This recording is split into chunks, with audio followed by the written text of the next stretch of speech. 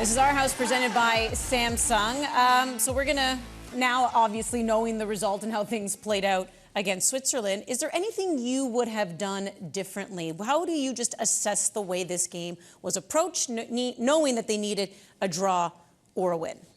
You want me to go first? Yeah, you can go first.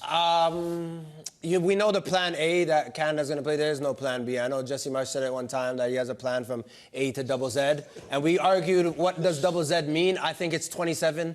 You go straight there, but whatever. Anyways, the plan A is we're going to be pressing, we're going to be front-footed, we're going to make sure we make things difficult for the opposition, whoever that might be. You could be 100th in the world, you could be 10th. It doesn't matter. This is how we're going to play. We're going to try to suffocate you.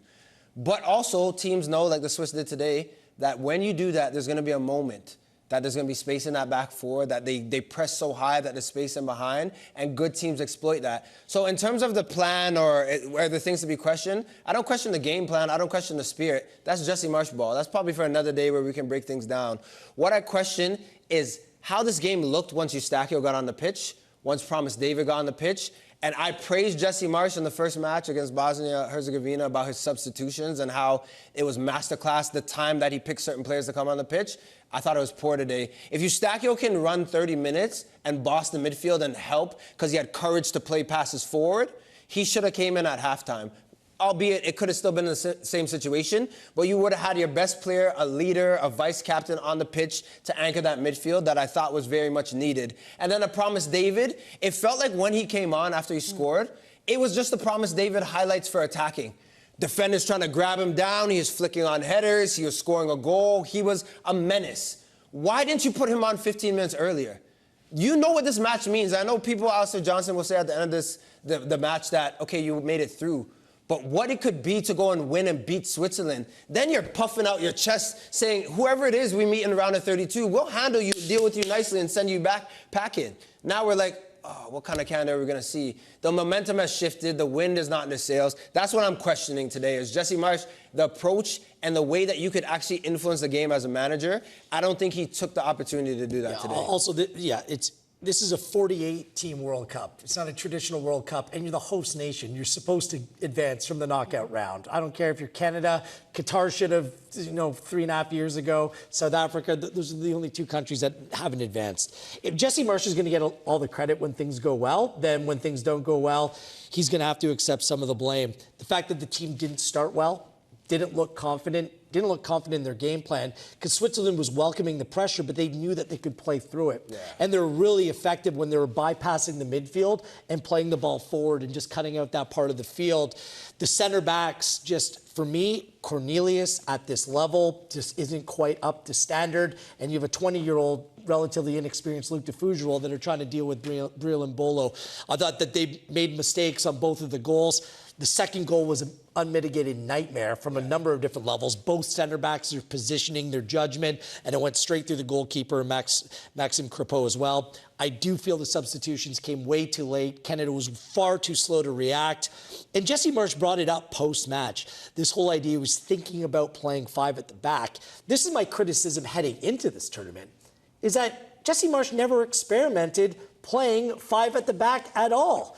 So we can say that after the fact, but it doesn't seem the case that this team would have been prepared to play that way against a really good, some good competition like Switzerland. Because I do actually think in a game like this, where all you need to do is preserve a result, they might have been in a much better position to play three at the back. Yeah. You could maybe hide some of the weaknesses that you have at the center back position, the fact that Bombito's not fully fit, the fact that Alfie Jones can't play.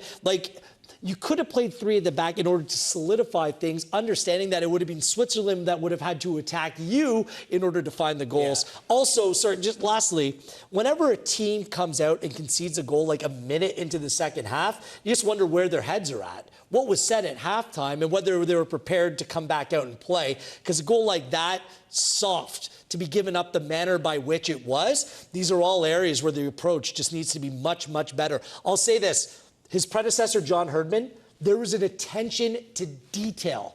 Every detail that they go through, every box was ticked.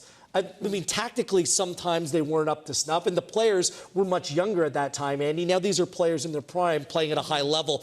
I just feel like the attention to detail isn't quite there with this team the way it was before. Every World Cup, the last one I thought about it as well, when Canada played Croatia and there was a two-man midfield, I said, why didn't we play with three that day? And I think about it 4 years later, I'm still thinking about it. I can remember situations in the match. I'm like, they have so much time on the ball. And today was a day where you don't need to win. You just need to go away with a result. I'm wondering why I'm seeing David Lair and go press, and then they're playing through, and Jock has time in the midfield to pick his head up and make passes. I'm like, it's okay to go press for 10 minutes, but why didn't we sit back and be a little bit more compact for 20? Why didn't we play with house money a little bit more, as opposed to, let's just go and press, we're Canadian, let's go and do it. I'm like, we protect what we have. That's the concern or the question I think a lot of fans have is even yesterday when Jesse Marsh gave his press conference, he basically admitted, if I come in and tell the guys we're going to play a different way, they're going to look at me like I'm crazy. He basically admitted that he's not going to change the way they play. And everyone, because literally it was side by side, like one day after, everyone looked at Ghana and said, look at what they did to England. They played a completely different game and just stifled the Brits. But do we have faith that Jesse Marsh can make that switch to do that? Can I say this? It's too late. This is the world that he created. Because for 2 years, there were more than enough games to try different things. Sure. We've talked about David at the 9. We talked about adding Saliba when it was cold and it was healthy, and Eustachio in the midfield. 4 situations like this. Jesse Marsh has been adamant that he doesn't want to do that, to the point that he's had pundits, people, everyone he talked about, convinced that this is how we're going to play. But in the world of football, it wasn't, I know it's about 4 years retired, but it wasn't so long ago. You have to have a different plan. I've been in certain teams where if I'm playing defensive midfield, I have to drop in between the center backs certain times, or you have to push players on. The plan B, plan C, all of that was needed today, and I don't think Canada executed. And the person that we have to look at is not Jonathan David, it's not Jonathan Osorio, it's not any other Jonathan on the squad. It is Jesse Marsh who is leading the lines. That's the guy that we're going to look at because he's the one saying, nope, Jonathan David is my 10. He's the one who said that. I don't think he's a 10, but he's the one who said it. So now you have to live with that and push players on to try to be better for the future because we got 4 years with him. I'm glad you brought up Jonathan David because the hat trick was brilliant against Qatar. This was a real tough game, a real challenge for Jonathan David playing in the position that he is deployed in this Canada team. His touch inside, tight quarters, when there's 3 Swiss midfielders and 2 center backs right on you, it wasn't very good today. He didn't have an influence on the game. You want your best player on the field to be in the best spot possible in order to have an influence on the game. It's not at that position. But like Jordan's saying, Andy, none of this should surprise us. Jesse's right. There's no turning back now. These are things that should have been worked on in the build-up to this tournament, not midstream. That's why you're 5 at the back post-game. I'm like, what? Don't be throwing that up. I've seen him play 5 at the back the last 5 minutes. Reverse. I was like, 3 Uno reverses. Like, what's he going to do like on Sunday? Play Jonathan David up as a number 9? Like, it's not going to happen. Like, so this is it. You're going to win by this methodology, and you're going to lose by this methodology. And we could all sit here and question whether it's the right thing. There's people watching out there that advocate for this. They'll swear by this. They agree with Jesse in the way that he's playing. Though we're sitting here, we don't necessarily. There's different horses for different courses. That's what it's about, especially in a World Cup. Teams tinker.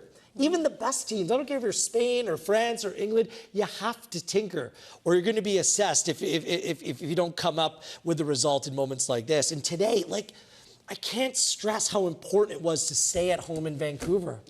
Like, this was a huge missed opportunity. That's why I think we're emotional right now, because it's about what could have been. And I feel like it's a significant disappointment based upon the way things played out.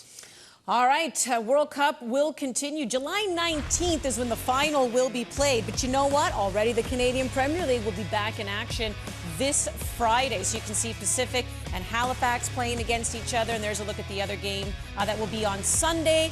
And then it all really gets going July 1st. And it's been great seeing a lot of fans who have come to Canada for the World Cup making their way to some CPL games that were still being played before the World Cup fully went underway. And the CPL took about a 2-week hiatus.